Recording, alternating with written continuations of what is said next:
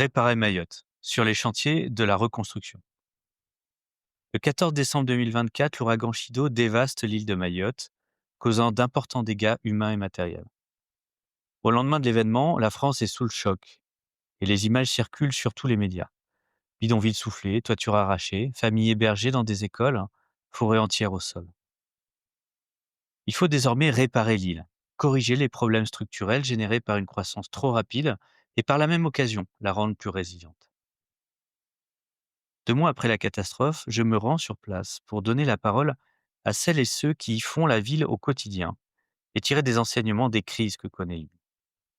Au cours de cette série de podcasts, je rencontre différents acteurs mahorais ou hexagonaux pour nous aider à identifier les enjeux et leviers d'action d'une vraie reconstruction.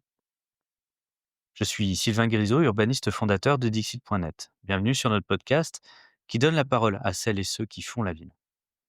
Abonnez-vous à notre newsletter et retrouvez toutes nos publications sur Dixit.net. Et bonne écoute. Une ville en pleine expansion. Les transitions à mener s'accumulent. L'énergie, l'agriculture, les mobilités. Monsieur l'administrateur délégué, vous êtes chargé de l'attribution et de la répartition des logements. Comment la situation se présente-t-elle ? C'est une contribution au débat sur l'artificialisation des sols et les questions d'étalement urbain. On a privilégié la machine, la matière et l'énergie par rapport à l'être humain. C'est pour ça qu'on ne recycle pas bien les téléphones. And then perhaps the defining trend of the 21st century is population growth. On a une responsabilité sur l'épuisement des ressources et une responsabilité sur la perte de biodiversité. Chaque échec va permettre la prochaine fois de faire mieux et chaque échec est autant instructif qu'un succès. Des projets d'urbanisme qui sont indispensables du fait d'une circulation toujours plus intense. Ce plan est un plan que le public notait pour venir voir. Il s'agit du plan de sauvegarde dedans. Si on est une grande part du problème, on est forcément une grande part de la solution. On va peut-être couler moins de béton et miser plus sur l'intelligence et finalement changer de matière grise.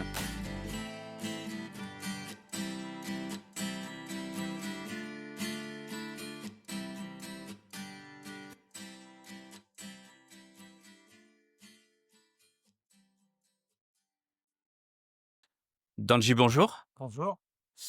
Alors, Danji, est-ce que je peux te laisser déjà te présenter et peut-être nous dire où on est? D'accord. Alors, Danji Goulamoussen, je suis gérant de l'entreprise Dipac. Dipac, c'est une entreprise de production. Alors, on est spécialisé dans la production de briques de terre compressées, avec la particularité à Mayotte, c'est que ici, on la stabilise. Donc, d'où le sigle BTC, avec le petit S. Ouais. Voilà. C'est pour des raisons, tout simplement, comme on est dans des zones tropicaux, et, pour la protéger de l'eau. Sinon, ça risque de générer des désordres. Donc, c'est pour ça qu'on la stabilise depuis le début des programmes de la BTC à Mayotte. Donc, cette entreprise, elle est toute jeune. Moi, je me suis lancé en auto-entreprise en 2021. Ensuite, très rapidement, avec les marchés qui se développent, j'ai basculé en SARL. Voilà. Et donc, nous, actuellement, on est basé en Petite Terre. Il faut savoir qu'à Mayotte, on a la Grande Terre et la Petite Terre. Et, dans le cadre de notre développement, on a la CIM, donc la Société immobilière de Mayotte, qui travaille aussi avec la CDC. Qui sont intéressés par ce qu'on est en train de faire, c'est-à-dire comme on est dans l'économie circulaire, on a eu un programme pour lequel on a travaillé pour leur construction qui s'appelle les Cristal. Donc la terre de ce site de construction, c'est des logements, on l'a valorisé pour produire des briques de ce bâtiment. Donc sur ce principe-là, ça leur a énormément intéressé, donc ils ont accepté qu'on signe une convention pour qu'on aille exploiter de manière assez plus importante sur un site à Ironie B. Voilà. Donc, alors on va reprendre les choses un peu par le début. Peut-être on va commencer par expliquer ce qu'est le BTC concrètement. On est sur une brique. Alors, il y a plusieurs formats de briques. Il y a un peu le format traditionnel qui est plutôt un format en longueur. Enfin, traditionnel parce que, voilà, la BTC ou le BTC, tu dis comment toi? La BTC donc? Et une brique, donc La à BTC, mon avis, ouais. la BTC. Voilà. Effectivement, aujourd'hui, ça a évolué, étant donné que, il y a aussi les règles professionnelles, hein, c'est-à-dire, la brique en elle-même, on respecte aussi des normes. Donc elle est réglementée. Alors on avait commencé par des ATEX qui ont été déposés et qui sont arrivés à échéance. Donc aujourd'hui, on applique des règles professionnelles qui sont révisables. Donc tous les 2 ans, c'est alimenté pour faire évoluer. Donc c'est des règles qui s'appliquent, de ce que j'ai compris, hein, uniquement à Mayotte? Alors, au niveau national, Au carrément. niveau Ouais, national, au d'accord. niveau national. Hein? Donc d'ailleurs, il sert même de base à beaucoup de territoires. Je peux citer, notamment Cycloterre, heu, En région pendant son parisienne? existence, en région parisienne et la Guyane et en fait, on a eu beaucoup de délégations venant de l'extérieur qui sont venues, voir, ce qu'on appelle l'état de l'art, pour constater par eux-mêmes un peu la construction en briques, ce que ça représente et les possibilités, de construction qu'on a. En fait, tout simplement, à la base, c'est un déchet, hein, la terre. Donc cette terre, on en a en abondance. Ce qui se passe, on est sur un territoire qui est emmené à se développer. Et donc on a une forte population avec tous les sujets qu'on peut entendre en termes d'actualité. Et donc là où c'est intéressant sur ce territoire, c'est que tous les curseurs sont dans le rouge. Donc de la matière première, de l'eau, de tout. Donc, c'est intéressant avec cette matière première, elle est en abondance, on en a énormément. Et à l'opposé, on a le béton. Le béton, il faut savoir comment on le fabrique. En fait, c'est de la roche, c'est du basalte qu'on va faire exploser avec des mines chez des carriéristes. Ensuite, avec des machines, on va concasser cette roche pour faire du sable ou qu'on va utiliser pour faire du béton ou des parpaings. Voilà un peu typiquement. Et donc, ce procédé-là est assez énergivore. Et c'est pour donner une comparaison, tout simplement, hein. Et comme on est exposé ici, on est dans un territoire où il fait très, très chaud. Et il s'avère que ce matériau, en tout cas le béton, le parpaing, amplifie la chaleur, quoi. C'est un four, en fait, nos maisons. Donc on est enfin aujourd'hui le béton qui est quand même devenu, depuis une bonne trentaine d'années, C'est hein, ça. la Si base vous des modes constructifs et cetera, c'est du ciment importé, c'est des C'est ça, aciers importés c'est ça. et c'est des agrégats, qui sont issus des carrières. Ah donc on est loin du biosourcé, et du Exactement, local, et en plus c'est des éléments de confort, qui sont loin d'être au rendez-vous, notamment dans un climat tropical. exactement. Là, on peut parler de précarité énergétique, là, c'est-à-dire, c'est un four, hein. Oui, là c'est un inconfort, Proximité. c'est un inconfort important. Pour autant, c'est aujourd'hui dans le cœur de la culture constructive. Mmh. Est-ce qu'on peut dire, donc la BTC pardon, je vais y arriver. Ouais. La BTC, heu, c'est un déchet, ça vient du sol, c'est de la terre, hein, c'est pas tout à fait toutes les terres. Est-ce qu'on peut raconter le processus de fabrication? De façon à ce D'accord, qu'on comprenne ce que c'est, en fait? d'accord. Et toute la différence avec, la brique qu'on peut connaître, dans l'Hexagone? Parce qu'il y en a beaucoup, en fait, Oui, des oui. différences. Alors principalement, la brique, il faut savoir que c'est un déchet. C'est-à-dire nous, producteurs, on va travailler cette, matière première pour la valoriser et faire des tests pour valider si on va pouvoir l'utiliser, pour la construction. Donc c'est pour ça qu'on dit qu'on respecte quand même des normes, parce que même dans la construction, on a des cahiers des charges en termes de résistance. On a des tests à faire avec un PV qu'on remet. Donc c'est Heu, pas tout à fait toutes les terres, hein, voilà. même s'il y en a beaucoup manifestement à Mayotte Il y en a qui sont assez adaptés. largement qui sont exploitables, mais on peut se rendre compte qu'il y en a qui sont inexploitables, quoi. Donc c'est pas Trop nécessairement la friables. terre du site, hein, mais c'est en tout cas une terre qu'on va trouver à proximité, y compris, Ouais, dans des formes de carrière, en fait, hein. c'est ça. Nous, actuellement, en tout cas à Mayotte, on ne travaille pas en carrière pour récupérer nos terres. On travaille principalement, il va y avoir un chantier, donc forcément, dès qu'il y a un chantier, il y a du terrassement, il y a des puisards, des fosses septiques, qui vont être créés, donc tout ça vont générer un flux de déchets issus de chantiers d'excavation et donc nous, c'est là où c'est intéressant. On va justement capter, ce déchet pour la sortir de son statut de déchet et la valoriser, pour la construction. Donc On est vraiment dans l'économie circulaire parce que même en fin de vie du matériau, la brique, elle va être broyée, elle va être réinjectée pour reproduire d'autres briques. Alors, on en est encore loin, on va Ouais. on va rester au début de la vie. Ouais. Début de la vie, on a dit qu'on a de la terre. Ouais. Comment est-ce qu'elle est traitée? C'est quoi tout le processus de fabrication? C'est Alors, quoi les étapes? des étapes, on va récupérer la terre, on va la tamiser, parce qu'on a quand même une certaine granulométrie de terre qu'on va exploiter. Et donc, tout ce qui va être grossier, assez gros, on va le mettre de côté, il va servir en remblai. Voilà, donc pour dire que rien ne se jette, tout se valorise. Et ensuite, on va le stocker. Pour lancer le processus, du coup, nous, on a fait le choix de s'équiper en bétonnière, mais ça peut être des malaxeurs. Il y en a qui le font aussi à la pelle. Donc, on va faire le malaxage en stabilisant, comme je disais, à Mayotte, principalement, on le stabilise, étant donné qu'on est en contact de l'eau. Donc Ici, on il pleut rajoute beaucoup. du ciment, mais un peu de ciment. C'est quoi les Voilà. pourcentages? Le pourcentage va varier, tout simplement ce que je disais. C'est vraiment l'idée, c'est de la protéger avec le contact de l'eau. Dès qu'il pleut, il faut s'imaginer que si c'est que de la terre, elle va s'effriter, tout va s'effondrer.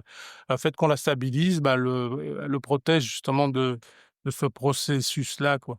Donc on est autour de 5 hein? Ça dépend, ça dépend. D'un producteur à un autre, ça dépend en fait de la terre en lui-même qu'on a. Parce qu'on D'accord, a des ouais. propriétés de terre pour lesquelles on a vraiment pas besoin de beaucoup stabiliser. Il y a d'autres terres où ce sera nécessaire de En stabiliser tout un cas, on peu est bien plus. sur une forme d'adjuvant, hein, qui permet de Exactement. voilà, en Vraiment, la volume, on est démarche, en tout cas, c'est pas d'aller vers la stabilisation à tout va. C'est-à-dire, c'est un coût.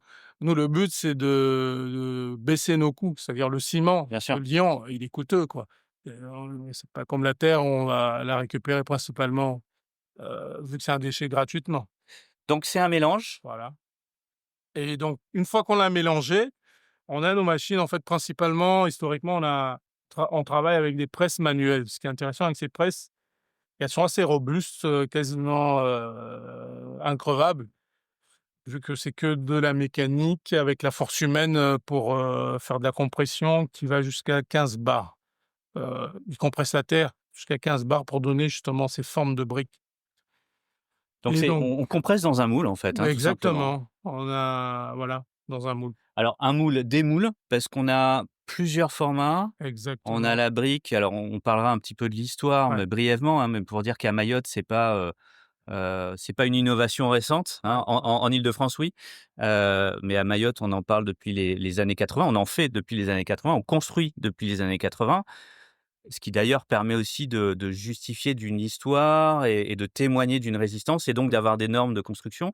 On a une brique de 14 de large, 14 centimètres de large et puis plus récemment, s'est développé une brique de 22, mais pas que, hein, je Pas vois qu'il y a de nouveaux modèles. que, voilà, en fait, nous, en tout cas, on a fait le choix de déjà compléter notre gamme par rapport au document technique qu'on applique, quoi. Donc, dans ce document technique, on a justement la fameuse 14. Donc, c'est une brique depuis les années 80 qui fait un format de 29,5 par 14 par 9,5.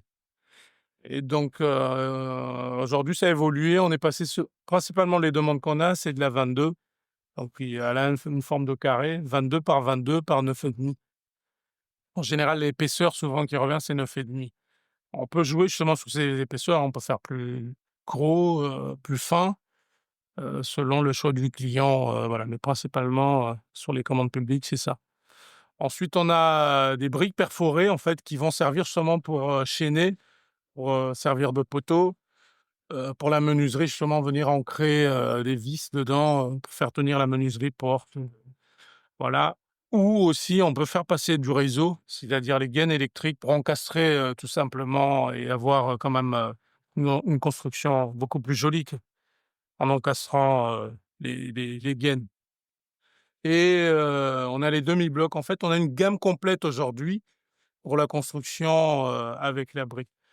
Récemment, on a fait le choix, justement, pour des raisons, parce que c'est ce qui revient souvent, la brique est trop longue à maçonner, ça prend du temps, c'est mal fait parce que le fundi, comme on dit ici, L'artisan. l'artisan, n'est pas formé. Donc là, on a fait le choix de développer, enfin de faire entrer une nouvelle gamme qui est autobloquant, donc mâle-femelle. Elle s'emboîte, elle dessine en même temps le joint pour aller très très vite sur la construction. C'est vraiment très rapide, quoi. On D'accord. peut Ah oui, élever les donc murs en une journée, tous les murs du bâtiment, et donc après faire le coffrage, couler pour tout faire tenir ceinturé de bâtiments. Et donc là, on est sur une pose, il y a un joint extérieur, mais elles Il sont peut être collées à les sec ou avec un joint, il y a les 2 choix. d'accord, donc on peut là avoir une pose à sec. Voilà. C'est pour ça que je dis en une journée, on peut faire l'élévation de tout, le bâtiment et puis venir, le lendemain coffrer et couler pour Donc ça, ceinturer c'est tout une le brique de bâtiment. 22, C'est hein, ça, en que je gardant le découvre, format de 22. mais qui justement prévoit C'est cette ce aide qu'on a cette aide à la exposé, construction. voilà, c'est Ouais, ce qu'on a ouais, exposé à très intéressant. l'extérieur, Ouais, ouais. ouais, donc là, bah, on continue d'innover, en fait. C'est ça. Et on Alors va même jusqu'à diversifier parce que c'est aussi des sujets qu'on amène, c'est de pouvoir aménager nos terrasses, nos extérieurs. Donc on fait aussi des pavés. Typiquement, on a des pavés autobloquants et un hexagonal mais là, on est sur pour embellir, des toujours en valorisant, toujours en le terre? déchet de terre, Ah oui. oui, d'accord, Oui, oui. OK, et avec là, par contre, peut-être plus de ciment? On va plus la Ouais, stabiliser ouais, parce qu'on sait qu'aujourd'hui, en termes d'usage, on fait rentrer la voiture, on ouais, fait ouais, ouais. rentrer quand même des choses lourdes, Oui, d'accord, donc dans vous nos poussez terrasses. vraiment le cas d'usage. Aujourd'hui, la brique, je pense que c'est important de le préciser, Mmh. elle est utilisée, en remplissage. Principalement, elle est en remplissage. J'ai pas encore vu de projet porteur où on est à 100 briques. Pour l'instant, j'en ai pas vu. C'est principalement, poteaux, poutres, remplissage briques. Voilà, mais donc on a une forme d'alliance entre, une structure Assez robuste, d'une nature, X ou Y, j'ai envie de dire, ouais, poteau béton, c'est ça, on peut avoir des structures acier, on peut avoir des structures bois, et cetera, et la brique vient s'insérer là-dedans, et exactement. là, elle joue son rôle à la fois de remplissage, mais aussi de régulateur thermique, C'est ça, phonique, hygrométrique, et cetera. Il y ouais. a quand même des conditions, heu, c'est un matériau qui a ses caractéristiques propres. Mmh. Heu, il y a des conditions architecturales. On dit souvent, ici qu'il faut à la fois lui protéger les pieds et la tête. Alors principalement pour la non stabiliser. C'est-à-dire quand je dis non stabiliser, c'est-à-dire ça va être directement la terre qu'on va compresser. Et donc, c'est pour ça que je disais, le moins de contact à l'eau, c'est risqué, quoi. Tout risque de s'effriter, s'effondrer.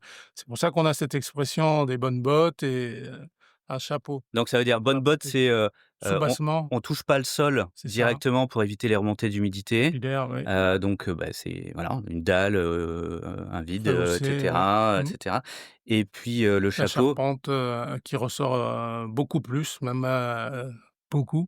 ouais, c'est Donc des avancées de toiture, c'est ça, qui peuvent avoir un double rôle, hein, de protection solaire, c'est ça. mais aussi, Ombre, protection on est de contre la l'ombre, pluie, ouais. qui de temps en temps est Sachant qu'on est dans est les assez zones violente. Voilà.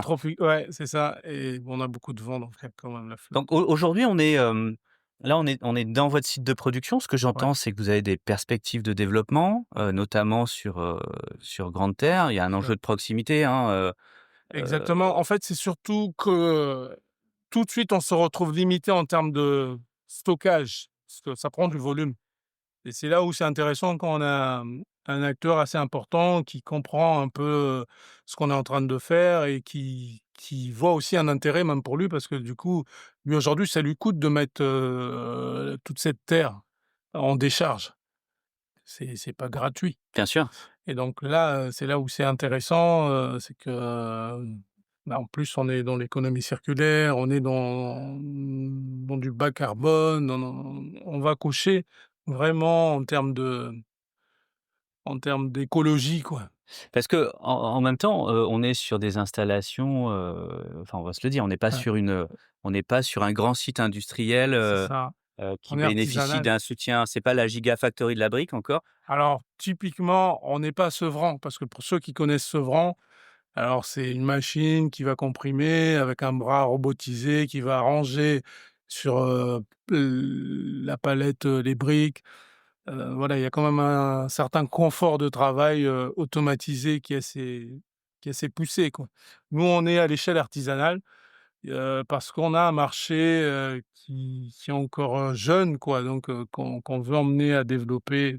C'est-à-dire, nous, ce qu'on voit, en termes de perspective plus tard, c'est de pouvoir automatiser tout ce processus. Aujourd'hui, en termes de coûts, c'est assez coûteux pour nous, parce que le fait qu'on le fasse artisanalement et qu'on a des coûts de main-d'œuvre, c'est-à-dire, bah, on est en France, hein. Bon, on peut pas prendre de salarié en dessous du SMIC, c'est et donc, quand on fait quand on fait les comptes, la fin du mois, on n'y est pas, quoi. On est Oui, à parce que perte. ouais. C'est-à-dire Donc vraiment, on a besoin que le marché, justement, comme on peut monter crescendo et d'un coup redescendre, c'est-à-dire rien, pas de commande. Et là, il faut qu'on s'organise, qu'on innove. C'est pour ça qu'on fait aussi des pavés, qu'on va chercher des particuliers, diversifier un peu notre clientèle pour essayer de stabiliser parce qu'aujourd'hui, toutes ces donc, on a une contraintes. unité de production, je sais pas, on est peut-être sur, une parcelle de 500 m² là, ou quelque Même chose comme moins, ça? beaucoup moins, oui. Ouais, On doit être, peut-être même pas. ouais. Vous êtes 3, on a une presse, Alors, on a plusieurs vous presses. avez Là, on plusieurs presses, a heu même investi sur 2 presses semi-automatiques qui sont sous la bâche ouais, pour ouais, l'instant, parce qu'il faut qu'on améliore notre, donc on est cycle de sur on est production. sur des équipements qui sont relativement légers et mobiles. Par contre, ça prend de Ouais. la place, il faut stocker pour que ça sèche, Voilà. et cetera. Puisqu'on n'est pas allé au bout du processus, hein, mais donc on presse la brique et ensuite on la laisse sécher.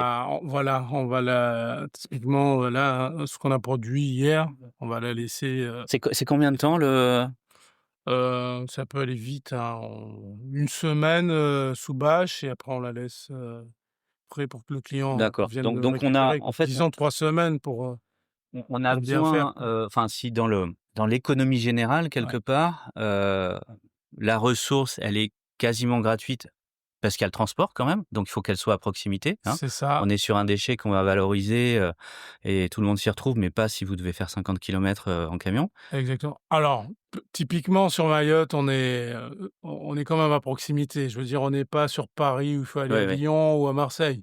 Je veux dire, on fait le tour de Enfin, l'île je viens en de faire 1 heure. 13 kilomètres en 1 heure et demie, hein, donc Voilà, avec les embouteillages, voilà. effectivement, mais après, je veux dire, c'est là où le bon sens doit marcher. C'est-à-dire, on peut s'organiser le soir, si c'est plus calme, d'aller faire notre transport tout simplement, sur Donc ça, chantier. donc là, la question logistique Ouais, peut être gérée. c'est ça. On a besoin de place.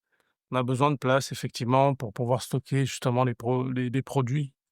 On a des coûts qui sont des coûts de main-d'œuvre, et un peu de ressources avec notamment, le ciment. C'est ça, en termes de charge, il y a aussi de l'électricité parce que nous, bon, on utilise quand même une petite bétonnière et là, on a fait le choix d'investir sur, 2 machines semi-automatiques. Justement, vu qu'on voit, que ça se développe, enfin, en tout cas les architectes, en tout cas les 2 plus gros consommateurs ici, le groupe immobilier La Cime CDC et le rectorat de Mayotte. Certainement Action Logement aussi va s'y mettre. C'est qu'ils ont lancé un appel d'offres où ils ont retenu quelques entreprises.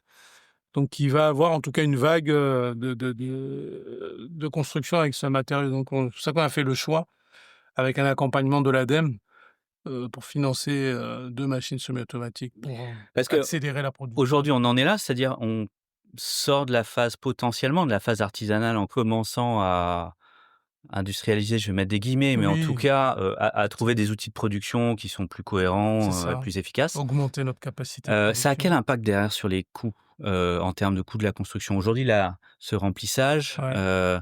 alors on l'a dit, hein, c'est un Mmh. mode constructif particulier, c'est-à-dire il faut qu'on ait une structure plus un remplissage brique, enfin particulier, qui est très connu, hein, sur Oui, l'île, oui. mais voilà, par rapport à une construction complètement homogène, par pain béton, et cetera, Mmh. sa concurrence la plus frontale,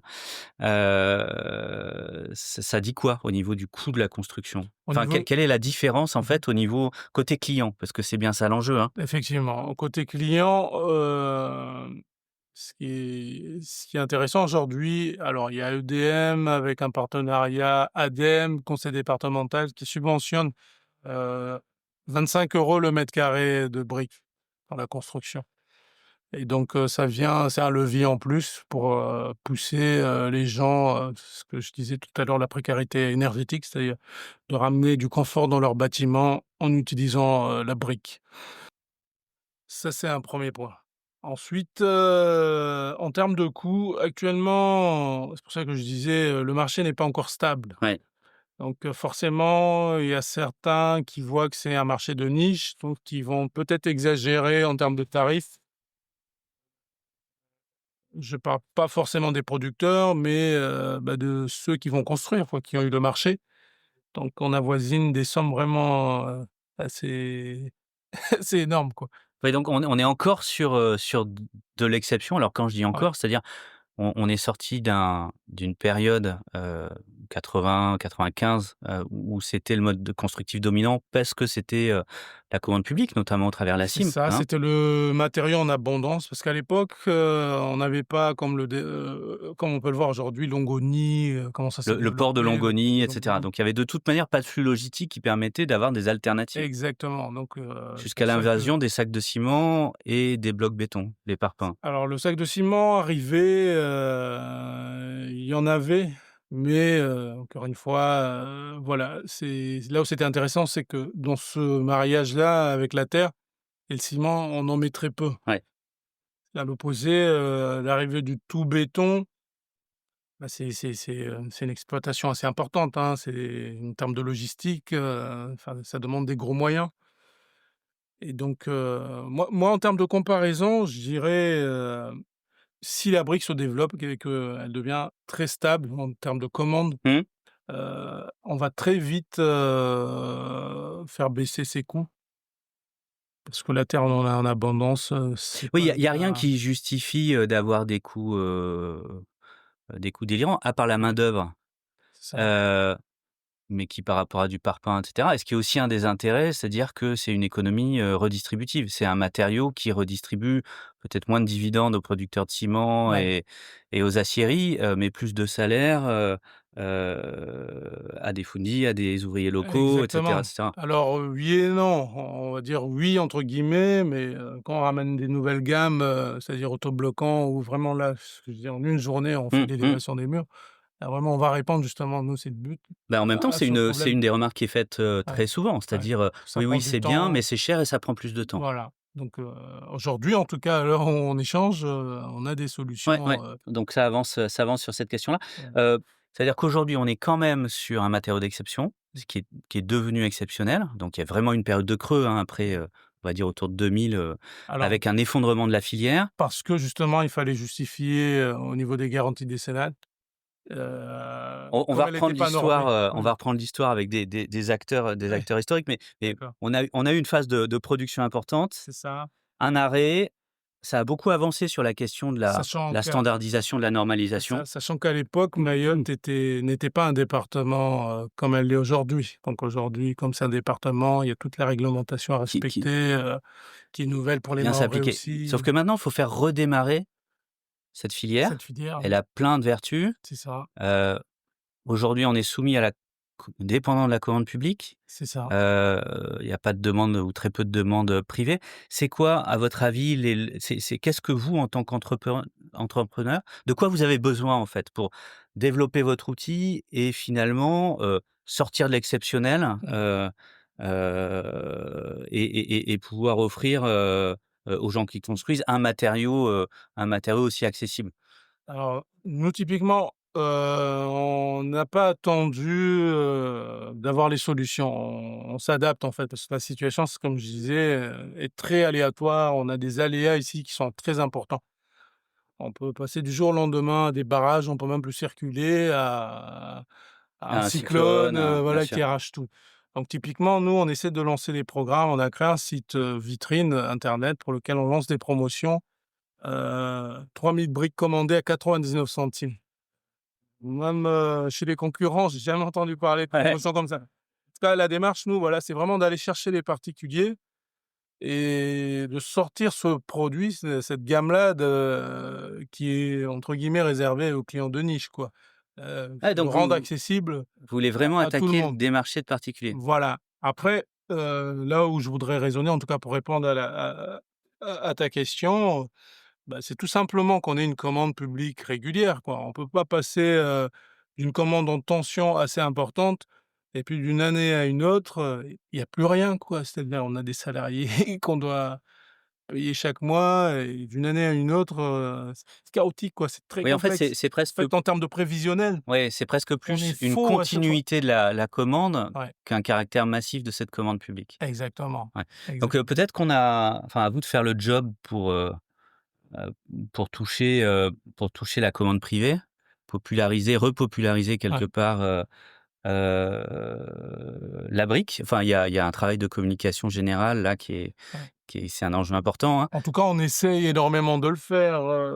2024, on a fait Batimat. Ouais. On a été rejoindre les camarades du Lac Guyane qui avaient un stand, on était avec eux.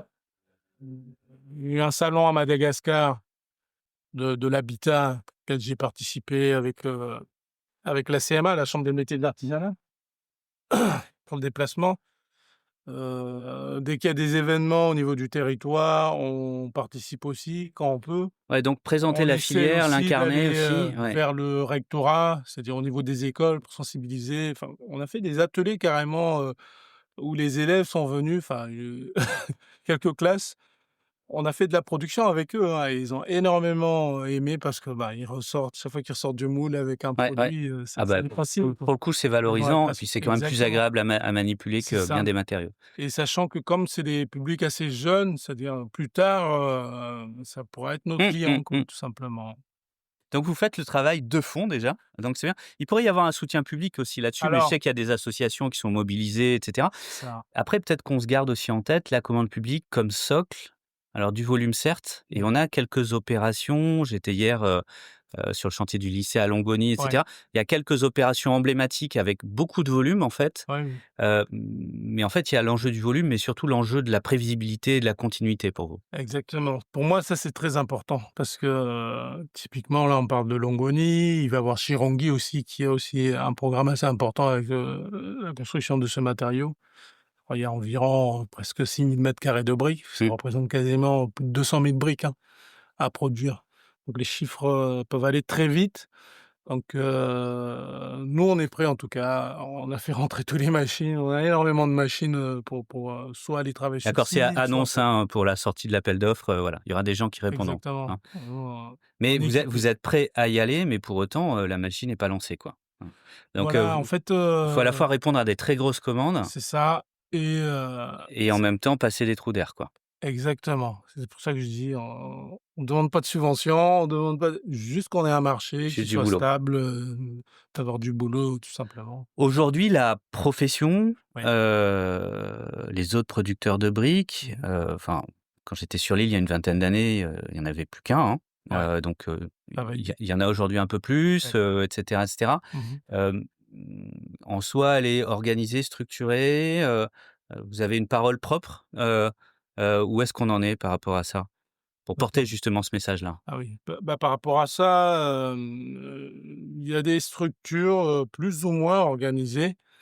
Donc, je vais pas parler en leur Non, nom, mais non. de manière globale, on voit qu'ils ils s'y mettent quoi, dans les normes, ils s'y mettent, dans la réglementation, ils s'y mettent, ils voient, je pense, que l'avenir, si tout se passe bien, sera prospère quoi. C'est-à-dire c'est un métier qui sera amené à se développer. Après, je pense qu'ils ont d'autres visions qui pourront eux mieux, expliciter Oui, bien que sûr. moi, quoi. Non, non, mais alors on n'aura malheureusement pas le temps de faire Ouais, le tour de tous les producteurs. ouais. En tout cas, merci beaucoup, déjà pour ces explications et puis nous, on va continuer la visite tous les 2. Je vois que la Ouais, presse est prête à démarrer. c'est ça, ils commencent à produire là. Ils vont commencer à produire donc Ouais, le matin, on fait le mélange et ensuite on commence à et ensuite produire. on commence à produire. C'est ça. Merci beaucoup, à bientôt. De rien, Plein de réussite sur ce développement. merci.